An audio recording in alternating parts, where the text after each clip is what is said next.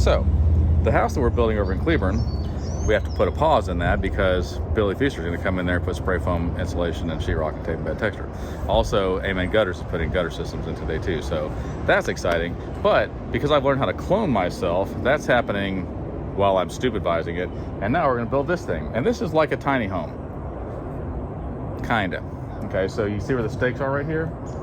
Yeah, we're going to build a 16 by 18 shed that a person could live in illegally. Okay. So that's what we're going to work on. It's not really illegal. You can live anywhere you want to. Homeless people do. Which brings up an important point. Why live in a $300,000 house when you can live underneath a $6 million bridge? Think about that. Here's something else that troubles me. I recently found out, and I'm all for education. I mean, I had a little bit of it myself when I was younger. But apparently garbage men are never trained. They just pick it up as they go. All right, we're gonna get to it. I'm sorry, I need a moment. I didn't know you were gonna be filming and watching me. I've had this auger since 1996, and I paid $300 for it, and it's finally died. And so I'm gonna have to give it to Alan so he can fix it. But it just took me a minute to gain my composure. But I'm not one to stop progress. So being in the movie business for as long as I've been in it, and entertainment in general, I've noticed like the show must go on, and if you have a problem, you just throw some money at it. And so in the interest of just throwing some money at it, let's walk over here. Oh, I bought a new auger. Now, if I could imagine these two augers having a conversation with each other, it would be like this. I'm so excited. My name is Timmy, and I'm a brand new auger. I came from the auger factory, and I'm gonna have a wonderful home. They'll probably put me in a nice place where I'll be clean, and I'll have nice, good gas, and spark plugs, and oil changes, and all kinds of things all the time. And then, Rusty Dusty over here is like, buddy, you probably should have studied more in school, in auger school. You should have paid more attention. You're going to the bad place. You're not, you see how I am? I am beat the crap up. Soon, you too will be beat the crap up. Just look at the history here, right? This is the X and this is the current. And yeah, you're not gonna look pretty for long. I'm sorry. So this is what I think, like at the factory, they're all like, you know, hey, you guys were good and you got A's and stuff. And so you're gonna go to a nice place with a clean, I don't know, shed and barely ever be used and just be pampered and loved on and bragged about by your friends. And then they look at little Timmy and they're like, but you, little Timmy, you've been bad. You did not pay attention. You've been naughty. You've made all the bad choices. And now you're gonna be John's tool. And he is not nice to his tools at all. He is brutal. He's mean. And so, on one hand, I'd like to salute you, Rusty Dusty, for all of your hard work over the last 26 years. You've done well. You served me well. I got my $300 worth out of you. And little Timmy, I'm sorry. I'm sorry for what's going to happen to you, but it's not going to be pretty. We'll just see how long it takes before I destroy you. Oh, hey there. So we got some 4x4s in the ground, which is amazing. And we're making our square, our rectangle. I'm sorry. I'm not good with shapes and numbers and colors and all kinds of things. And then you can see we got the pink string around, and that kind of shows where our framer's going to be. But have you ever done anything stupid in your life? Drew's nodding his head no. I have regularly. So we had our new auger, and I was like, oh, I'm going to ruin you. And I already did, not ruin the auger, but we did hit some sprinkler lines, and then some kind of, it's a liquidier lava started coming up, but it was very H2O. And so that came up very quickly, and we were like, we need to deal with this. And so we did. And now we got to go get some parts to fix that. So it's going to be amazing. But we're going to frame all this in here pretty quick. So speaking of stupid things, I want to talk to you guys about the fact that Hell's Cage is locked from the inside. What do I mean by that? Especially here on Earth. Obviously, once you get to hell, maybe not so much. But the people that are going to hell, you're like, you know who can help you out? You can, but you refuse. The door is locked from your side. You just do this, click, and walk out the door, but you won't. And I see this all the time. I see people, I'm like, hey, you want the answer? They're like, yes, I'm so miserable, boo-hoo, blah, blah, blah. And I'm like, okay, here's the answer. Nope, not doing that. No, sir. You're not my real dad. You're not the boss of me. You can't tell me what to do, and I'm not doing that. And I'm just like, I mean, have you tried other things? Yep, nothing works. I'm like, have you tried the one thing that will work? Nope, absolutely not. I'm not going to do that. I'm like, I mean, I don't know what else to tell you. Do the right thing. Follow Jesus. He provided a way for you. If you don't, like, I'm sorry, but the answer is right there in front of you. So stop being dumb. I mean, when I was dumb, I was like, oh, you know what I need to do? Fix it. So if you're doing a dumb thing, fix it. It's lunchtime. I'm going to do my part to end world hunger. Oh, hey there. I didn't even see you. So as you can tell, it looks like I've been swimming, but I haven't. It's just very hot here in Texas. Now, if you've never been to Texas in the summertime in July, let me explain what it's like. Have you ever just like gotten a blow dryer on the hottest setting and then just put it straight into your face? But it's not just a little one. It's maybe like a body size one, but it's not just a body size one. It's like the whole equator size one. And it's just a blow dryer just constantly blowing on you. But of course there's no breeze. It's kind of like that. By the way, if you have a swimming pool, I miss you and I love you. No reason. Completely unrelated. Not because of your swimming pool, just because you're a wonderful person. So we got the foundation done for this, and that's pretty amazing. And then tomorrow we're going to build the walls and the roof and all that stuff. So that should be pretty easy. Now I want to tell you the story of Samson. I think a lot of you probably are familiar with it to some degree, but a refresher never hurts, okay? Samson was one of the judges, okay? So if you know your Bible, then you know that the first 5 books are Genesis, Exodus, Leviticus, Numbers, Deuteronomy, and that is from creation up till when Moses leads everybody out of Egypt and then into the promised land, but hasn't got there yet. Then Joshua conquers all of Israel, and then after that is Judges. And it says, in those days, every man did what was right in his own eyes, and that was kind of it. Which, to some degree, I think a lot of people do that today. Nevertheless, from time to time, people got more and more evil, and they kept doing more and more bad things, and so God would send judges. And when the judges were there, then the people's moral compass pointed more north. And then when the judges died, then the people just drifted again, okay? So Samson was one of these judges. Samson was a Nazarite, and that's not to be confused with Nazarene. So Nazarene would be somebody from Nazareth, and a Nazarite is somebody who took a vow to God that they wouldn't cut their hair, they wouldn't drink alcohol, and they wouldn't touch dead things. There's some other stuff too, but for our purposes today, we're going to say those 3 things, right? So at any point, and I'd learned this later, at any point, a Nazarite could be like, with no warning and no time period, could just say, I fulfilled my vow to God, and I'm done, and I'm going to cut my hair, I'm going to touch dead things again, I'm going to drink alcohol. No harm, no foul, no penalty, nobody's mad, okay? But Samson was known for his great strength. He did amazing things, amazing things. And people were like, wow, he is so strong. Now, this is what I think is interesting. If Samson was 13 feet tall and had arms as big as a tree, you'd be like, well, of course you're strong. Nobody would be surprised by that. They'd be like, it's a giant. But I think that Samson, this is just my perception, was probably a more normal looking dude that had incredible strength that came from God, to the point where everybody's like, where does your strength come from? If you look at him, you're like, you're a bodybuilder. Obviously, your strength comes from the fact that your arm is this big, you know, Schwarzenegger. Then you'd be like, well, of course he's strong. But when he's a kind of a normal looking dude, probably, you know, more buff than I am, because I'm not that buff. But, you know, I think that they would look at that and be like, where does your strength come from? And the answer was the strength came from God, right? But he knew that there was something else to it. And I think it's because his faith lied in this, that if he cut his hair, he would lose his strength. And so he hooked up with this girl, Delilah, and Delilah was secretly friends with the Philistines. Probably not that secretly.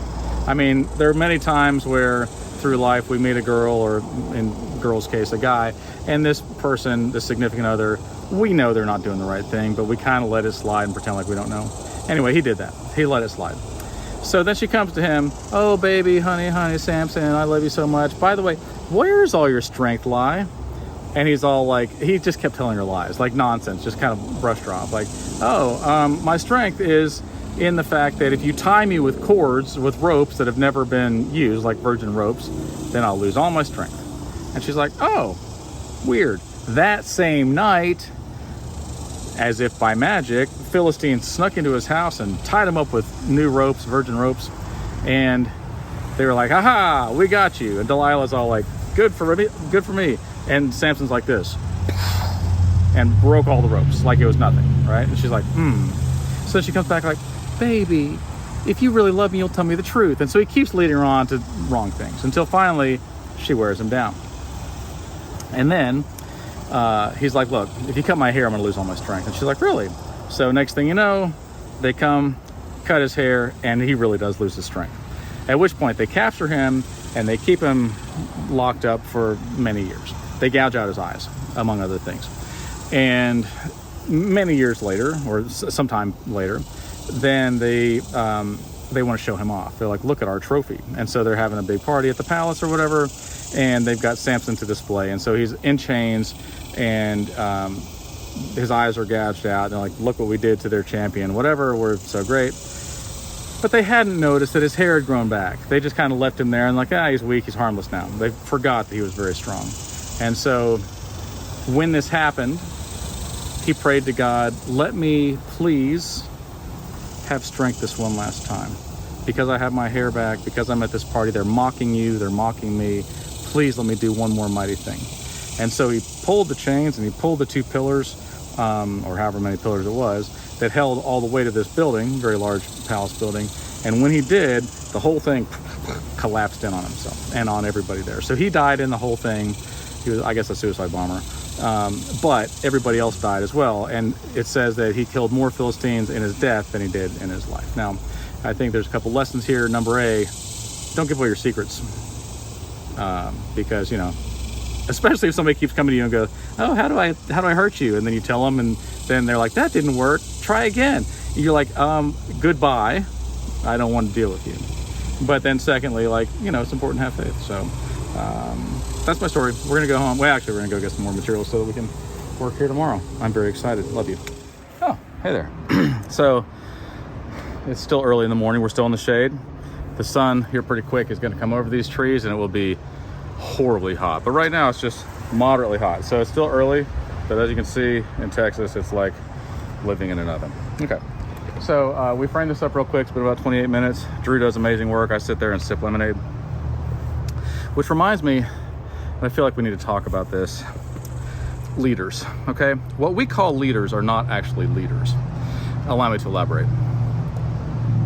A leader that we think of sits in an office somewhere and barks out orders to people that he will never do, he or she will never do. And he expects things of other people that he would never belittle himself or humble himself to do. Expected to make significantly more money without really doing anything. And they do a lot of do as I say, not as I do. That's not a leader. If you're that person and you go around bragging about what a leader you are, I'm sorry, you're not. Here's a leader, okay? Imagine you're going into battle and you've got the strongest, best, bravest guy, and he runs forward, and he's the one that's gonna go, and he's gonna go kill the most people, and he's gonna go risk his life, and he gives courage to everybody behind him. And all of a sudden people see the way that he fights, and they're like, "I wanna fight like that guy, I wanna follow him," because realistically, figuratively, and physically, he is leading. He is the first in line. He is the first up there into battle. He's the one doing the hard work. He's risking his life more than anybody else. He's doing the hard things. He's doing the dangerous things. And that guy gives hope and courage to other people and sets an example, and they go, "Ooh, I want to be like him." That is a leader. Somebody that sits in an office and tells you what to do, not so much. That's my personal opinion. It's based on facts. All right, see you guys later. Oh, hey there. Yeah, it's been about 28 minutes. As you can tell, we got everything decked, and we got all the windows and doors cut out, and we went ahead and put the ceiling on. We're gonna come back and frame the roof up after lunch, and then we'll put Hardy on and paint it and put the roof on, hopefully today. So we'll see how that goes. Now, sometimes I see people and they're real judgy of people's past. And it makes me think to myself, you got no room to talk. So Jesus told a story. Here's what happened, okay? A prostitute came in. Jesus was having dinner at a prominent person's house. A prostitute came in, and she got some very expensive perfume, and she poured it on his feet, and she was crying because she was so ashamed of herself. And she took her hair and was wiping the tears off and apologizing for herself. And this wealthy person's house who lived there, and his friends looked down on this woman, and they looked down on Jesus, and they said, you know, why are you hanging out with her? You know she's a hooker. And Jesus said this, which, that's a hard question, right? Why are you hanging out with this hooker? Jesus said this. He said, when I got here, you didn't offer me a good place to sit. You didn't offer me literally anything. You brought me here to show me off to your friends. Since she walked in that door, she bought very expensive perfume and poured it out on my feet. And she's been wiping my feet with her tears, or she's been wiping the tears with her hair. And she has been showing nothing but respect and remorse. And he said, let me ask you this. Let's say that somebody owed you $10 million and somebody else owed you $10. And they both came and said, we're so sorry, we can't afford to pay the debt. Please have mercy on us. And then you thought, you know what? I'm going to have mercy on both of you. You don't owe me $10 million and you don't owe me $10. He said, which one of these people would appreciate it more? And they're like, well, probably the one that owed $10 million. And he goes, that's right. Because he who's forgiven much loves much. And he who is forgiven little loves little. This does not mean go out and do a bunch of bad things so that you can be forgiven more and love more. Just make the decision to love more. You don't have to do the bad things. There's a lot of consequences that come with that. But it is important that if you look at somebody and you think, man, that person, I mean, I hear a lot of people and they're like, I can't imagine you doing bad things. I'm like, well, I can remember it. I did a lot of bad things. I was a drug dealer, I was a dropout, runaway, loser, thief, you name it. Like every bad thing you could do, I did it. And I know that I was forgiven a lot. I know I was more on the $10 million side than the $10 side. And so with everything within me, I am grateful.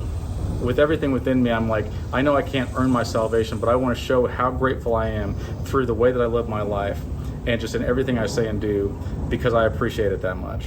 And when I see people judgy of other people, I just think, do you understand what they've been through? I don't know. I think it's important.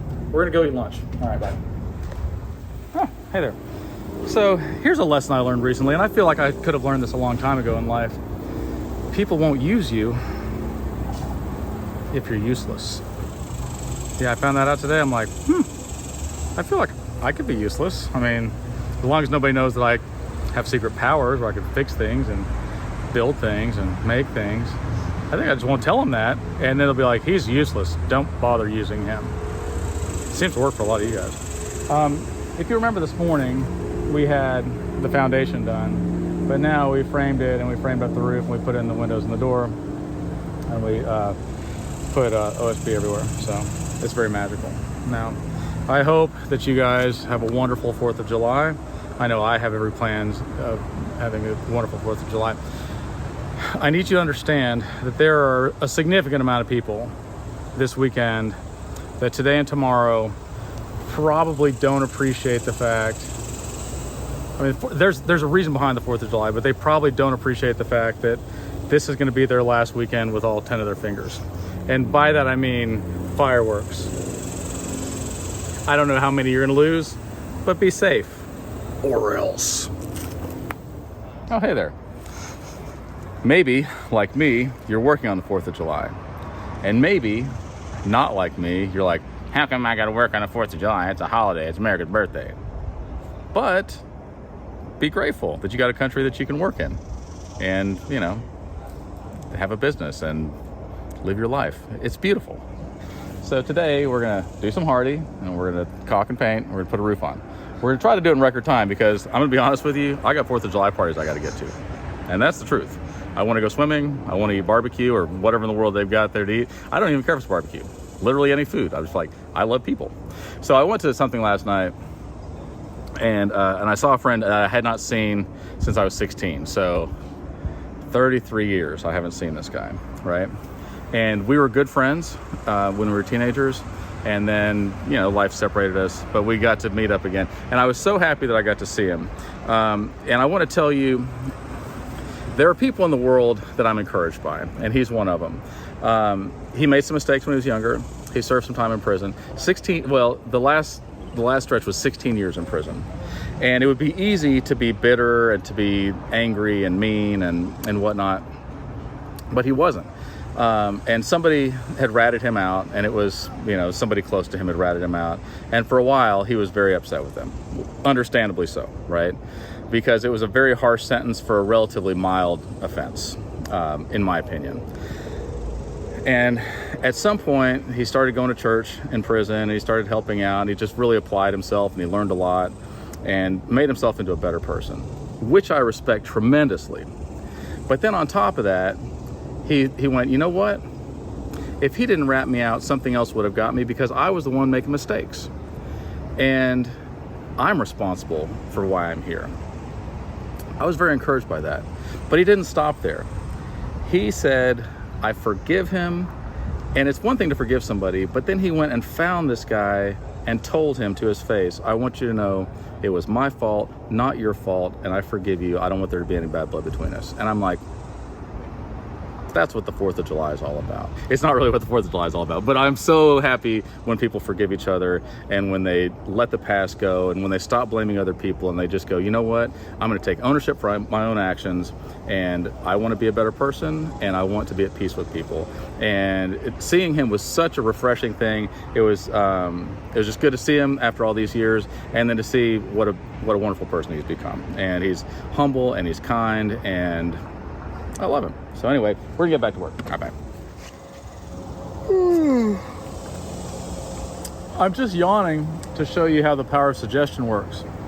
My guess is that when you watch me yawn, it made you want to yawn. You might be yawning right now. This is how the power of suggestion works. It works in many things.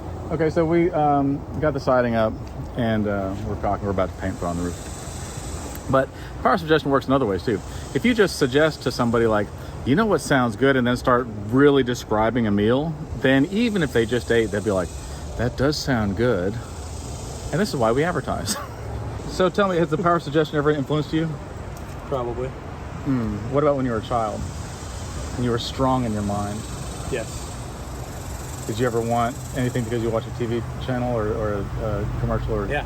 Yeah. Hover around. It takes you everywhere. Did it actually take you everywhere? I don't know. You never got one, did you? No. Was that disappointing? Very. Yeah. I feel like you probably haven't fully recovered from that. Well, I got older and realized it was only for old people or something else bad that happened to your legs. That's fair. Yeah. All right. Well, I hope you guys have learned a valuable lesson. What was it? Don't get your hopes up for a hover round. Yeah. It could be very traumatizing. Oh, you guys are still here? I figured you'd be doing fireworks or something. So we got everything caulked and painted. Pretty amazing. And as I was cleaning up my paint sprayer, Justin over here says, I need one of those for my bike, which reminded me of a wonderful story. So back in the maybe like 96, something like that, I had a guy working for me, and he's like, man, he had a Vanagon. It was like a Volkswagen van. You've probably seen them. The hippies used to have them. He had one of those. He goes, man, I'm gonna spray paint my van. I'm like, what do you mean spray paint? He goes, with spray paint cans. I'm like, don't do that, man. I got a paint sprayer. I just want to explain that sometimes I don't know what I'm talking about. This was one of those times. So we spend quite a bit of time, and we tape and plastic all of his, mirrors and glass and everything off. And then I buy the paint, oil-based, because I'm not stupid. And I start to spray, and it doesn't spray like normal. It just sprays like little fingers all over the place. I'm like, that's not great. So then I try to fix it or whatever, and then I realize the paint is too thick for my paint sprayer. And I'm like, So then I'm like, man, we probably ought to clean all this off and do it right or do it different. He goes, no, man, let's just get a paint roller. So we do. I just kind of spray it on there, and it's all just a mess, whatever. And then he gets a paint roller and rolls it. Sun's going down. We give it another coat, paint roll it all over the place. He's like, looks great. I'm like, great is a bit of a stretch. The next morning, the sun rises, and we see across, and it looks like a Muppet, because all the fibers that were on the paint roller then stick to the car as we're going, because it was really thick paint, so it's all like peanut butter, and it sticks all over there, and it just looks furry. It just looks like a black, furry hippie van. And I was like, we should do something about this. Maybe we can buff it out and do it right or whatever. He goes, no, it looks good. Like it doesn't. But, you know, that's what free gets you. So we're going to put this roof on and then go have fun. And I just want to say that, you know, every county, as far as I know right now, is like, please, no fireworks. We're so serious, no fireworks. You know, they're like, there's a burn ban. We've declared a national state of emergency. It's too dry. Don't pop off any fireworks. And I just want to say how proud I am of the people, because every one of the people that I've come in contact with has been like, oh, don't pop off fireworks? Okay. And they just go over and start popping off fireworks immediately. Not a few, tons of them. And I'm like, huh. And I guess what they're really saying is, if you want my fireworks, you can come pry them out of my cold, dead hands that are sitting over there on the sidewalk because I was popping off fireworks and my hand got blasted off. So have fun. Save your fingers. Bye. Oh, hey there. Me? Yeah, I'm just enjoying the fact that we built this building. We still got to finish the roof because we got the wrong stuff, but I just taking it in, you know, America. Sorry, no A. Apostrophe, America. Hopefully you guys didn't lose all your fingers. I still have mine. I partook in not popping off fireworks, but I watched them. And a bunch of people were feasting and drinking and stuff, and I was just like, I don't need to feast so much, because a lot of people have commented, John, you're so very fat, it's disgusting. Please do something about it. And so that's why I'm sitting in this wicker chair. And I'm gonna go ahead and just eat wicker furniture from now on. Oh, this is delicious. Yeah. Yeah, this is really good. I need some water. Oh, hey there. So, if you're anything like me, you're kind of hot. And here's an experiment that I want you to try. This will only work like if you're in Texas or maybe the Sahara Desert. What's that? The one where the Death Valley. There's got to be some other hot places. The surface of the actual sun. Go to any of these places. Get in direct sunlight. No cloud cover, no shade, no trees, nothing. And just stare straight at the sun for a long time and just sweat. But then add another layer of complexity. You can't drink anything, okay? Now, add another layer of complexity. You have to take, you know, enough clothes off to be still a decent person, but just like sit there and cook. And maybe the sun never turns off. There's never a nighttime. Also, yeah, there's nothing to eat, there's no sleep and whatever. And then you'd be like, I think it's probably time to repent, because it's not worth it. Like whatever sinful habits you've got that are like, man, this is worth hell to me, go out and do that first and then come back and talk to me. And you might be like, you know, I feel like I would rather have some water and some shade. And I'll be like, yeah, let's get right with Jesus. Give me a call.